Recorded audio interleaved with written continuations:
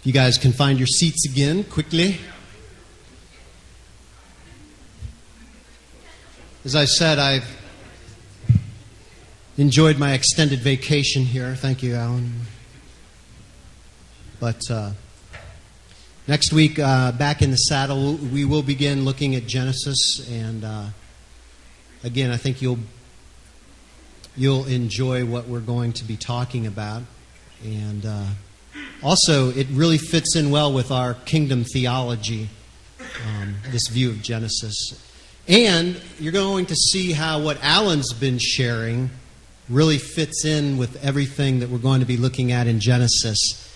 And I'm getting way ahead of myself, but you have to understand that ancient Hebrew people had a view of the universe and a cosmology that's a lot closer to what we've been looking at with the what was the name of that people group? The Manobo, the Egyptians, and other ancient people groups. He's going to talk about Sumerians and Greeks today. But the ancient Hebrew people's worldview and cosmology was a lot closer to these people than to 21st century Western people. So one thing we have learned about, at least I've tried to instill in you guys, is when we look at Scripture, we have to look at it through the lens of the people to whom it was first intended. So anyway, you're going to see how all that fits together, and without any further ado, thank you, Alan.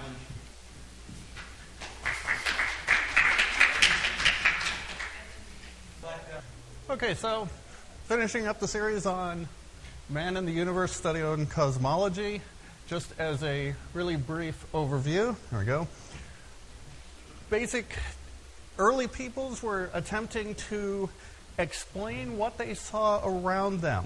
They'd see what they could see, and they found mostly an organized world, orderly, somewhat predictable, but certain things were unpredictable.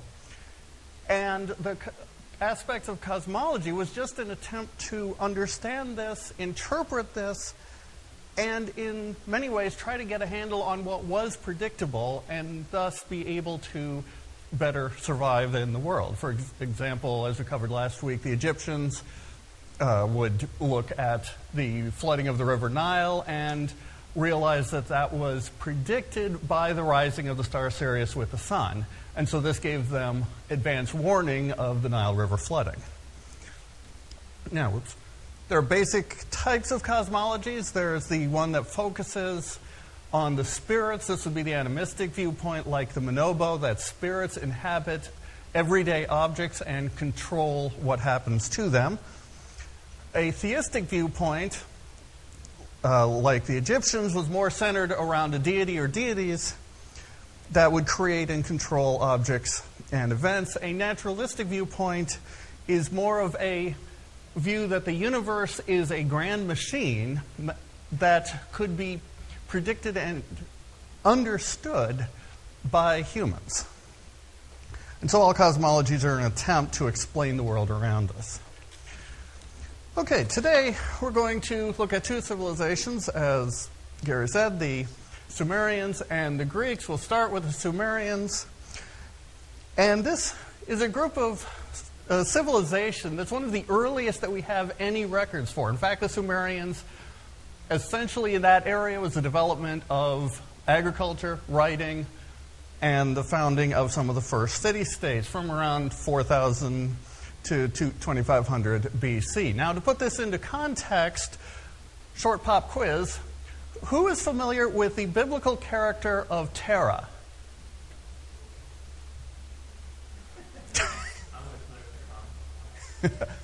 Terah, T-E-R-A-H, at least. Nope. Was the father of Abraham. The father, and Terah he left Ur, one of the cities that was founded in the Sumerian civilization, with Abram, and started to head for Canaan. Did not get all the way there. He went up the Euphrates River. By the way, this is all in present-day Iraq. Went up the Euphrates River, got to Haran, about halfway to Canaan, stopped, settled there, and then Abram, who later became Abraham, got called to go on to Canaan. This all happened approximately 2000 BC. So the Sumerian civilization completely predates Abraham.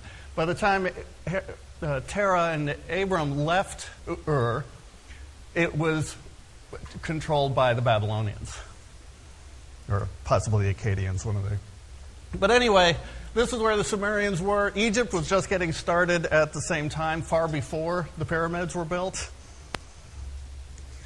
And so this is kind of where, in essence, the cradle of civilization begins. Okay, and so, like other civilizations, the Sumerians, we will see, have a theistic view of the universe, a theistic cosmology. And their creation starts with a primeval, primordial, chaotic sea. And we've seen this before, called Namu. Out of the sea, the heaven, An, and earth, Ki, were formed. An and Ki unite, give birth to Enlil, the god of air, who carries off the earth and separates the earth from the heavens, which were carried off by An.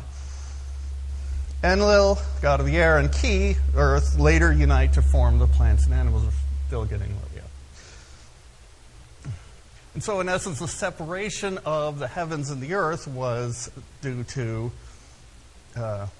Enlil and An carrying the two apart. Another figure in Sumerian cosmology is Enki, son of the primordial sea, Namu, who becomes the god of wisdom. And so this is, in essence, how their world was formed. In shape, it looks something like this.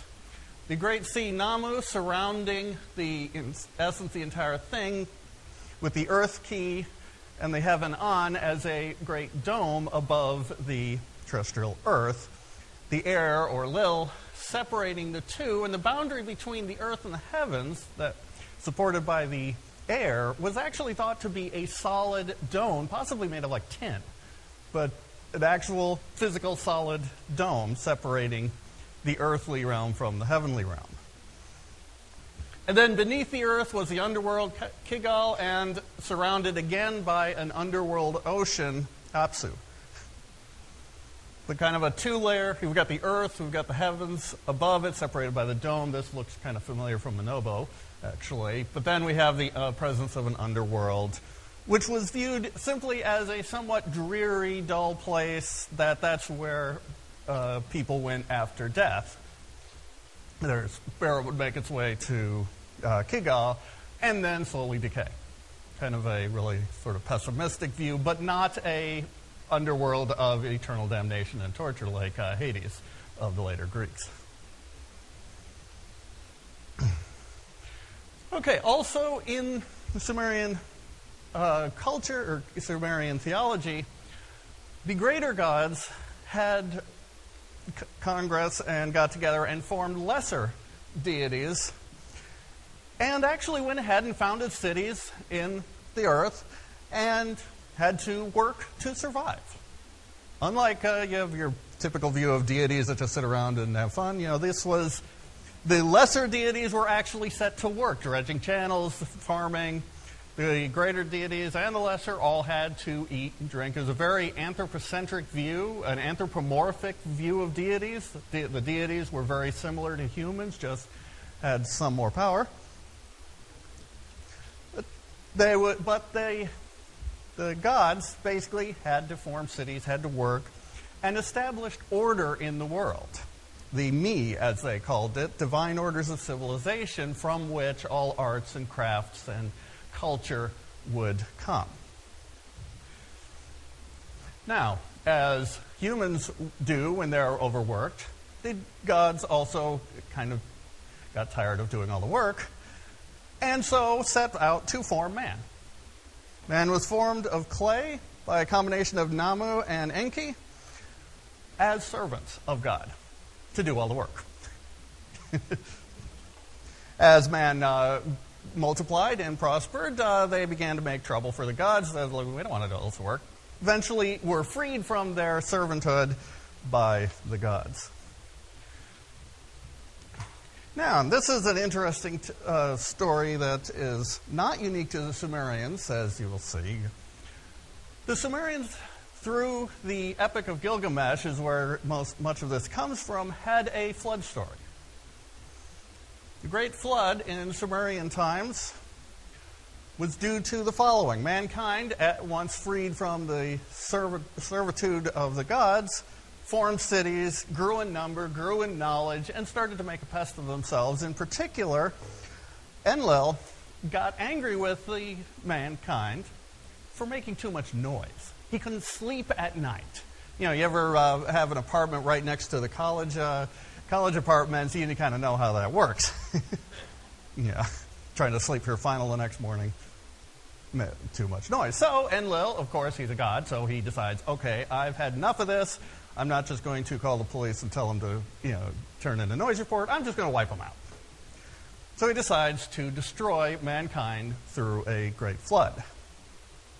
Now, Enki learns of this plan and commands, Utnapishtim, if I can pronounce right, the priest king of Nippur, one of the city-states of Sumer, to build a boat for his family and, quotes, all the animals of the field. They build the boat, get in just in time.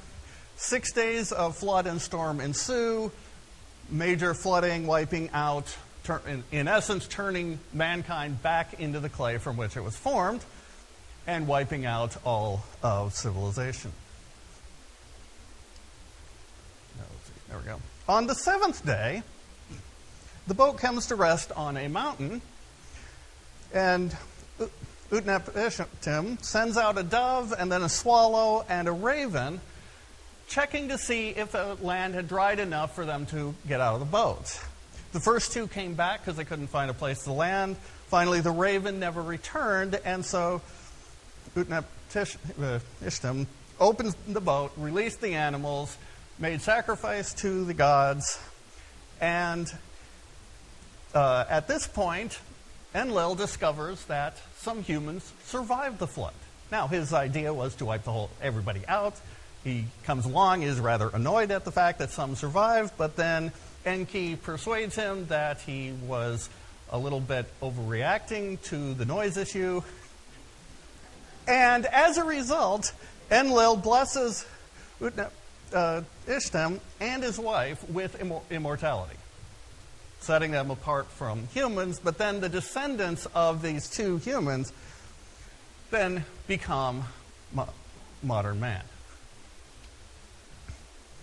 And the animals were preserved through the boat as well. So some very striking similarities here to the story of Noah.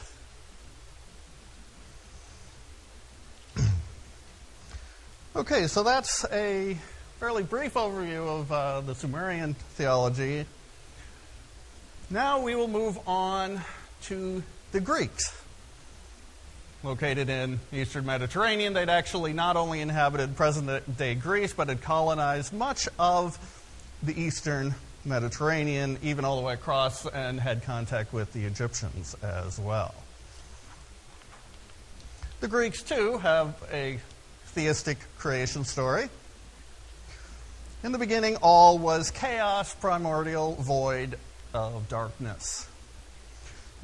Out of the chaos came kind of self-formed earth, Gaia, followed by the underworld, Tartarus, love, Eros, and darkness, Erebus. These were the first four deities who essentially formed out of nothing at all, out of the great void. Erebus brings forth day and space. Gaia brings forth sky, Uranus, and sea. And then things get complicated. Yeah, because the next generation of gods, essentially the Greeks end up having multiple generations of God, each of which tends to go to war and defeat the previous generation in some ways. The next generation, where Gaia links up with Sky and has progeny, would start to produce the Titans. Now, the movie Clash of the Titans, and in particular Wrath of the Titans, The only similarity between those movies and the actual Greek mythology is the names of the characters. Pretty much everything else has been either severely mangled or completely made up by Hollywood. Yeah.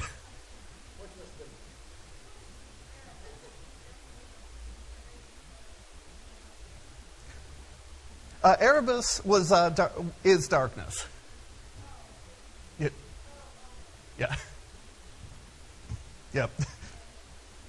Oh, yeah. Yeah, the type font's not showing up incredibly well. Sorry about that. And so then the Titans end up splitting, having this big war, and Atlas fights on the wrong side. Zeus is on the winning side. Zeus makes Atlas hold the globe for eternity. And it proceeds to get all the incredible, chaos of the Greek pantheon. But since we're just looking at creation, we've now got the major parts of the world. We've got day and night, space or sky, sea, earth, all formed there. And then Gaia brings forth mountains for the gods to live on, Mount Olympus in particular. Then, after the clash of the actual war of the Titans, Epimetheus, who is the son of one of the gods and a Titan, and then Prometheus, also son of gods, are actually tasked with making man and animals to populate the earth, make it more interesting. Epimetheus, however, is a kind of forgetful god who went out and started forming the animals. And it was agreed that Epimetheus would do the major work, and then Prometheus would put the finishing touches on to make sure that nothing was forgotten. Epimetheus starts with the animals, makes each animal with some special gift, bestows everything he can think of onto animals. For example, the birds get wings and feathers. The bears get strength. There's fur was given. All these different sorts of gifts were given to animals. Then when he gets around to doing the humans, he realizes that he forgot something. Oops. He forgot to reserve a gift for man. So when his brother shows up, Prometheus is not too happy about this error, but realizes, okay, so since you forgot to save a gift, I'm going to have to provide humans with a special gift. Goes up into the celestial realm for the heavens and lights a torch off of sparks coming from Zeus's chariot. Brings that down and gives the gift of the control of fire to mankind, hence stealing fire from the heavens and giving it to man on the earth. Also giving man wisdom in the control of fire and the development, in essence, of technology. So Prometheus gave a gift of wisdom and knowledge to humans. So, made man out of earth and water, Epimetheus made molds, Prometheus mixed up the material, made man, imbued it with fire and wisdom. Okay, now, Zeus was not too happy about this. The Greek deities tend to be jealous creatures. And so Zeus decides to punish Epimetheus, Prometheus, and mankind. Because mankind, with the control of fire, was the equivalent of the deities. And so Zeus needs to put mankind back in its place. Yep. So Zeus decides to create something that will control mankind, starts to create Pandora, the first woman. Yeah, Greek civilization is kind of funny. So he gets together, starts to form the woman. All the gods give the woman gifts of beauty, of music, arts, curiosity. And through the work of the other gods, Zeus's original plan is thwarted because the woman is given so many gifts that it no longer can be this nasty trick played on mankind.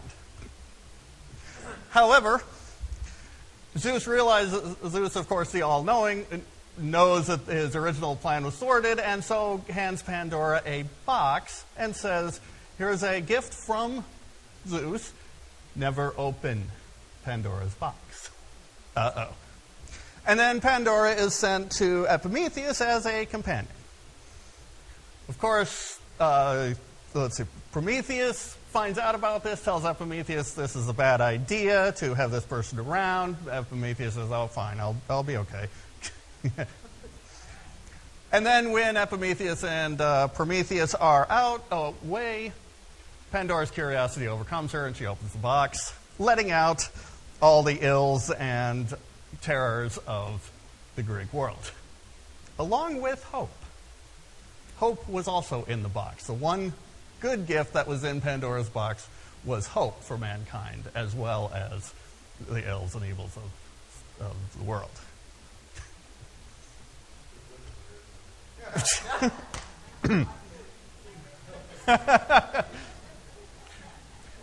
So Pandora gives us hope as well as everything else. Yeah, it's kind of funny to read some of these. But that's their idea of the fall of man, was through the machinations of Zeus. Okay, another interesting thing about the Greeks is they too have a flood story. In fact, they have 3 different flood stories, two of which were sent to essentially wipe man out. The first, or one of them, mankind was just able to get high enough. The second, however, was really supposed to wipe them out. Zeus became angry with the pride of man, had not his great plan to torment them and put them in their place due to Pandora's box had failed. And then they again became more prideful. And in fact, as the story goes, there were sacrifices of children being made to Zeus. This really ticks him off. For once, he's actually got some sense. But he decides to destroy man. But Deucalion, son of Prometheus, so we've still got direct relations of gods, is warned of the flood by Prometheus, told to build a chest and provision it to keep himself and his wife alive for a period of 9 days. And so when the flood starts, Deucalion and his wife get in the chest and are saved through the course of the flood. And then after the flood, they get out of the chest and are wondering how to repopulate the earth, because the net effect was they, again, are the only survivors. And consult an oracle, which is kind of interesting considering the oracles were humans, but anyway. Were able to consult an oracle in some way. We're told the way to repopulate the earth was throw the bones of their mother, Earth, Gaia, over their shoulder. And as they did so, the rocks that Deucalion threw became men. The rocks that Pyrrha threw, his wife threw over her shoulder, became women. And hence they repopulate the earth. But yet another flood tale from the Mediterranean cultures. So that, in essence, is the Greek theology and their creation myth based on the deities. However, that's not the end of the story for the Greeks, because the Greeks also founded the first mechanistic or naturalistic cosmology. And this started with the school at Miletus, the first major academy of what we would recognize really as scientific endeavor, that attempted to explain nature as the interplay of one or more elements. For example, one of the early cosmologies was based on that everything was made of water. Now, how does that make sense? We got solid stuff and water isn't solid. However, in the Greek climate, it was known that water could freeze and become solid. And then you put water in a pot on a fire, and it will boil and become vapor. So water was demonstrated to be able to become solid, liquid, and gas. And so there was a cosmology that said the universe is all entirely made of different states of water. The thing with the Milesians that sets them so apart is their major elements of thought was that the elements were fixed. There was a certain amount of the elements, and you couldn't get more or less of it. You could just change how it appeared. Conservation of the elements. They also rejected the supernatural as a causative or directive for how the universe would work. Now, the Milesians did not really get into how the universe was initially formed. They were more looking at how it was working. But they made a significant attempt to remove the divine aspect from the universe and just look at the universe as a giant machine. The Milesians also were the first that we have records of that actually pursued any sort of what we would recognize as scientific experimentation. Try things, see what happened. And the significant ideas to come out of the Milesian cosmology is it was the first known attempt anywhere in any society to give physical explanations that we could directly understand. Physical explanations for what we see in the heavens. What the celestial objects were and how they would move. For example, the Sumerians actually thought that the sun, moon, and stars and planets were simply brighter spots of the Lil, the air. But how they moved was just due to the whims of Enlil, the god of the air. The Milesians tried to find a physical mechanism that might explain it.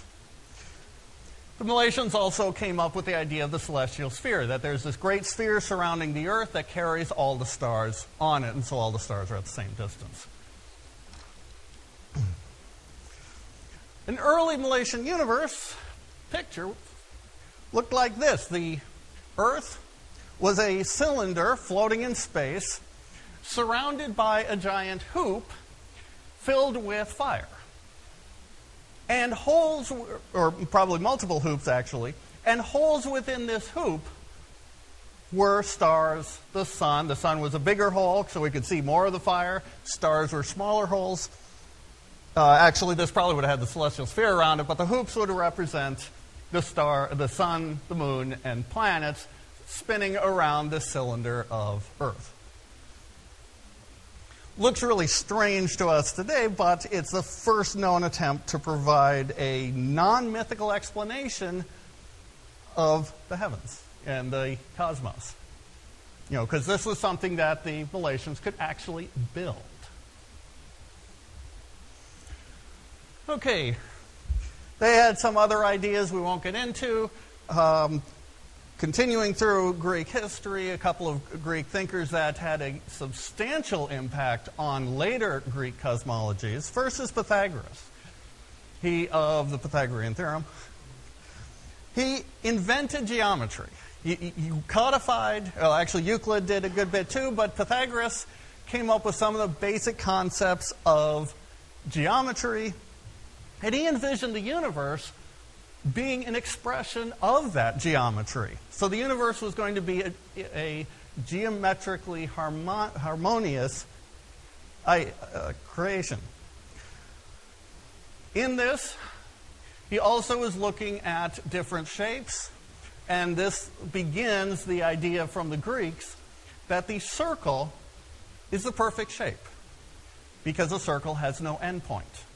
A point, an end, could be viewed as a flaw. It could have continued, but it didn't. It broke off or something. So a line has two endpoints, not so perfect. The circle is a perfect shape. You could turn it and it looked the same. You could keep going and go infinitely. And the three-dimensional correspondent to that would be the sphere. And so Pythagoras was the first to put forth this geometrical measure of the universe, in that all heavenly bodies had to be spheres, because the heavens were perfect, because they're the realm of the gods, so therefore they must be perfect. So all heavenly bodies have to be spheres and must move in circles. This will dominate cosmological thinking for at least the next 2,000 years. Okay. Jumping ahead again a little bit, so skipping several generations of philosophers, we'll get to Plato. Now, Plato was really the beginning of modern philosophy. He started to think about what was going on, but more importantly, started to ask questions about why it was going on, trying to find answers to the question of why that did not involve the divine. He also stressed the difference between appearance and reality. Seeing something happen, well, that might be what was really going on, but not necessarily because we, as humans, are these fallen, imperfect beings. Therefore, what we see is necessarily filtered through our fallen, imperfect eyes and brains. Therefore, the real world was only accessible to the mind, not to our senses. The way he describes this is have a batch of that essentially people were like beings chained up in a cave, chained to face a wall that was a few feet from them, and then there was stuff going on behind them, including light sources, and all that we could see with our senses was the shadows interplaying on the wall in front of us. We couldn't turn around to see what was going on behind us. We could only see the shadows that whatever was going on behind us was projecting. And so the Platonic idea was of mind over matter, mind governing matter, that mind was the only real way to understand the universe.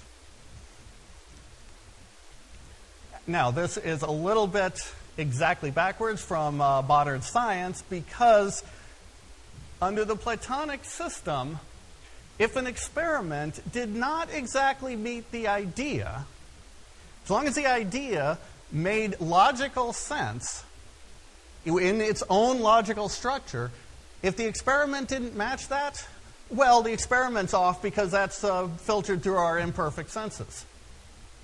The imperfection of our observations explains any discrepancies between observations and the scientific ideas of nature. Oh, what, the faster-than-light neutrinos? No, I can get into that later, but that's... But this idea of mind governing matter and the supremacy of mind over the imperfection of our senses also shapes Greek philosophy and everything that descends from that.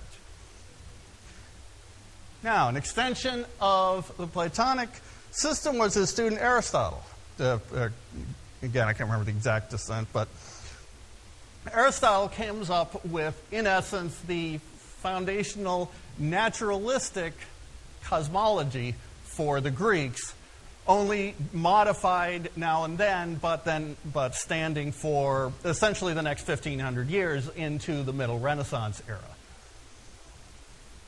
Aristotle's basic premises were these. First off, the normal state of everyday matter is not moving. Observationally, this makes sense. A thrown rock hits the ground and eventually comes to rest. It takes effort to make something move. So the natural state of motion for objects is motionless. All motion, therefore, requires continual effort, continual force. We have to keep pushing an object to make it continue to move. A horse has to keep pulling a chariot to make the chariot move. And force is transferred by direct contact. No such thing as force at a distance. They hadn't developed magnets yet. And so force had to be direct push. You couldn't have this object over here influencing this object over here unless they were actually in contact with each other. And this actually directly disproves the concept of the atom, which has its origins in Greek time as well. However, Aristotle proves that the atoms cannot exist because atoms, the whole idea is that you've got these little bits of matter separated by space. Well, that they can't have force between them. And so if this is made of atoms, I can't push it because there's empty space there. And, well, clearly I could knock it over if I wanted to. He also postulated a finite universe. The universe can't be infinite because, well, that doesn't make conceptual sense. Our minds cannot wrap around an infinity, and our minds can understand the universe, therefore the universe must be finite. QED. And again, adopting from Pythagoras the idea of the perfection of circles, straight lines are imperfect. And then he started putting some of the aspects of this together.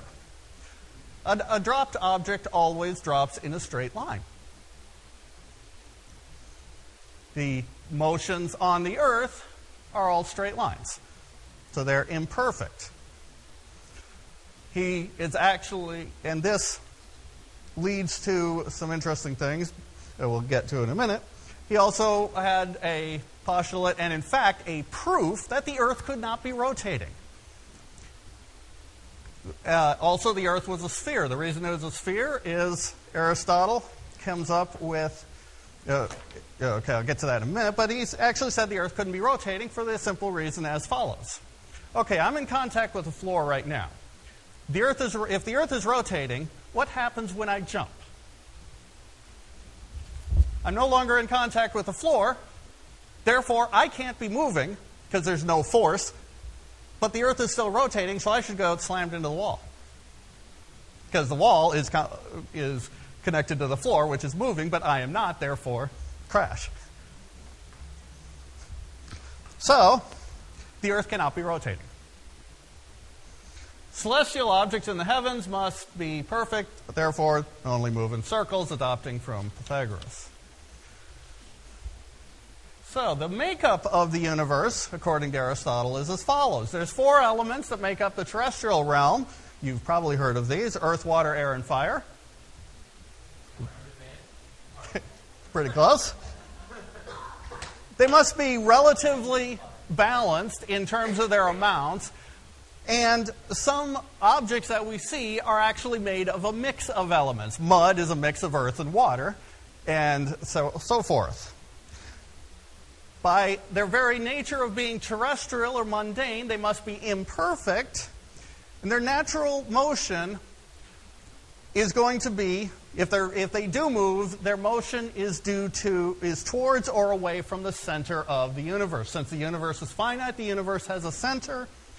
The imperfect objects move in a straight line, and that the only straight line that makes sense in a circle is bisecting the circle towards or away from its center. This actually proves that the Earth is round, because the Earth is made of rock. That's the heaviest element. Water goes above that, air goes above that, and fire goes above that. Because you light a campfire, you see the flames going up. That's their natural motion up to their proper position. A rock drops through both air and water, more slowly on water. Water pours out, falls through air, but stops when it gets to the water. Since the world has a center, and all of the earth, all of the rock falls straight towards it, and everywhere in the Greek world, which remember extends down into Egypt by now, everywhere they would drop a rock, it would fall straight down. This therefore proves that anywhere they're traveling, straight line, straight down, is always pointing towards the center. Yeah. Okay, that actually is an interesting thing, because this mindset, the Earth is round, and in fact they knew how large the Earth was, very, very accurately, to within a couple percent probably. This permeates Western society. The thing with Columbus that's actually a mistake in our modern understanding of Columbus, he knew the Earth was round. The catch was he had picked up a later Greek measurement of the size of the Earth, and which was about half the size that it actually is. So he was provisioning for going all the way around to India. He's just lucky that the Americas were there, because he was going to run out of provisions long before he got there. But he knew the Earth was round. The peasantry probably thought the Earth was flat, because in the Dark Ages that regression occurred. However, the educated elite did fully know that the Earth was round. Yeah. Mm-hmm. Okay, so the Earth was round, and surrounding the terrestrial realm was the celestial realm, made of quintessence or ether. Its perfect nature necessitated that it moved, its natural motion was circles. And so this is the cosmology of Aristotle. We have the Earth in the center, all the Earth fallen towards the center, natural motion in that range which extends above the surface of the Earth through the realm of the air and the fire up to the moon, the orbit of the moon around the Earth. The Greeks knew that the moon went around the Earth, knew the Earth was round. One of the nice proofs was a shadow of the Earth cast on the moon during an eclipse. But the moon is a celestial object. However, when we look at the moon, does it look perfect? Think about, last night, did the moon look like a perfectly uniform disk? No, it's kind of blotchy. Well, it's been contaminated because it's on the border between the dirty terrestrial realm and the perfect celestial realm. So it's a perfect object, but it's been dirtied up by the terrestrial elements. And then the celestial realm surrounding that, all motions have to be in circles, leading to the later complications of the Ptolemaic system of epicycles and deference and all these circular motions stacked on top of each other to properly reflect what was seen in the sky. And then finally, surrounding and bounding the celestial realm would be the celestial sphere carrying all the stars. And so this becomes the foundational cosmology for the foundational mechanistic cosmology for the Greek society. So it's intriguing, but you have a facet of Greek society who's got this theistic creation story in parallel with this very mechanistic universe. And in essence, the group of philosophers really removing the divine from the universe. Now, I haven't seen Aristotle try to explain where this came from, but that's how it works. It's like a clockwork universe. And so that is, in essence, what the Greeks had come up with.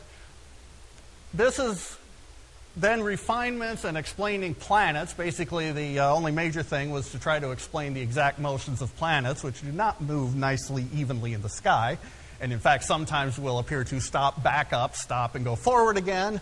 This was a problem for perfect circular motion, hence stacking circles on circles to try to get a spirograph pattern going, which is literally what the Ptolemaic system did. He had about 56 different circular motions trying to explain in nested spheres, with eventually the planet getting carried on some portion of that to try to reflect what was seen.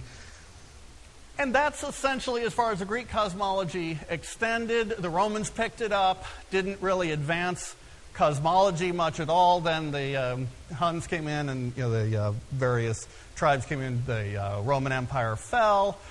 Much of the information actually goes back to Sumeria, really, back to Babylon and that area. Present-day Baghdad was the cultural center of the world, scientific center of the world, about 1000 A.D. Preserved there, makes its way back up to Europe, and then finally in the Middle Ages and the Renaissance, we start to pick up and make advances. And one of the first things that had to be done was thinkers break through this idea of perfection of the heavens. The mind is more accurate than our senses. Both of these were major roadblocks to the advancement of what we would consider modern-day cosmology. The separation of the divine and the mechanical universe, however, that separation was still not necessarily clear. In fact, in the Middle Ages, many of the major figures in astronomy were studying the stars, in essence, to understand the mind of God. They had come to the conclusion that, okay, maybe the universe is mechanical in some form, but God made it.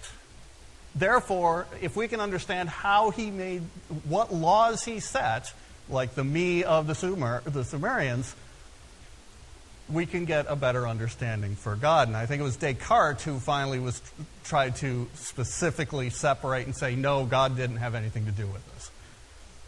So it's only in the past 400 years or so that the separation, the attempt to completely remove the divine influence from the universe in any way, it was only very recently that actually happened. So, any questions today?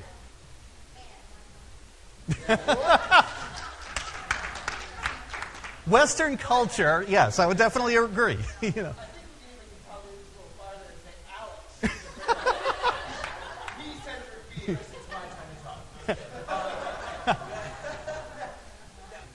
Well, that's where in the Greeks, they would have the debates. They, sit out on the, learned, where the, city commons and the learned people would come and to their various schools and debate topics.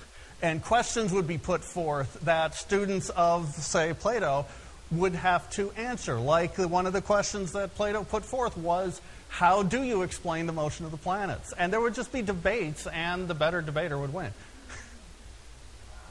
And it became ingrained in Greek culture and that's hence where their kind of democracy got founded, was the idea of coming together, debating, using logical arguments to try to put forth ideas and decide as a collective, as a school, or as a city-state, what the best plan of action would be. Yeah, it was a, all cosmologies are anthropometric, measured by and perceived by humans, because we're doing the explanations. If, the Borg come down, they'll have a different cosmology. But the twist to anthropocentric cosmologies is an interesting matter of how did that arise. I mean, it's like we can see it, but then we decided somewhere along the line that we are the reason for the universe, we are the center of the universe. However, in this model, we are the dirty part of the universe. We're the, unclean mess. And this is actually, because the Aristotelian system got incorporated into the Catholic Church doctrine in the, going through up into the Middle Ages. And so the move of the Earth away from the center of the universe was not a dethroning of the Earth from the most important thing. It was actually a promotion of the Earth into the celestial perfect realm. And that's why it was so much of a problem. We were projecting ourselves into heaven, as opposed to dethroning us from being the center of the universe. Yeah, that would be a correct statement. I mean, in essence, what we as cosmologists are doing is trying to figure out, okay, how do things work? What are the natural rules? With the realization that those natural rules came into existence at a t equals 1, time where the density of the universe is so high that you go before that and the density time loses meaning. And so in essence, it's back to the what St. Thomas Aquinas and so forth did, studying the universe to understand the mind of God for those cosmologists who actually do have a religious mindset, because we are running up against the philosophy of science and the limitations of science, and acknowledging beyond this point we cannot go. And so it's kind of like, well, okay, we can kind of get a sense or hypothesize what it was at that point and then see how the natural rules play out after that. But acknowledging that before then, we cannot explain scientifically. The fine-tuning principle. I mean, the fine-tuning of certain parameters of physics that control, for example, how an atom is bound together, how the nucleus is bound together. If that were slightly different, stars would not create energy. Fusion would shut down. And I've heard and some Christian cosmologists will make the argument that the fine-tuning of the universe is so extreme that it, in essence, requires a creator to have tuned it that way. The purely mechanistic cosmologists, of which there certainly are still, there are plenty of them, get around this by saying, well, if the parameters weren't tuned that way, we wouldn't be here to look. So therefore, they had to be that way for us to even be here to look. That's so cyclical, though. It is. An argument I've heard is a multiverse theory, that there are many, many different universes that have different parameters, and we're in the one that works for us. Therefore, that's what we see. But it is, you're definitely outside of science itself and going much more into a philosophical argument by that point. But we are, therefore we see. Well, Gary, did you want to close or want me to? Thank you.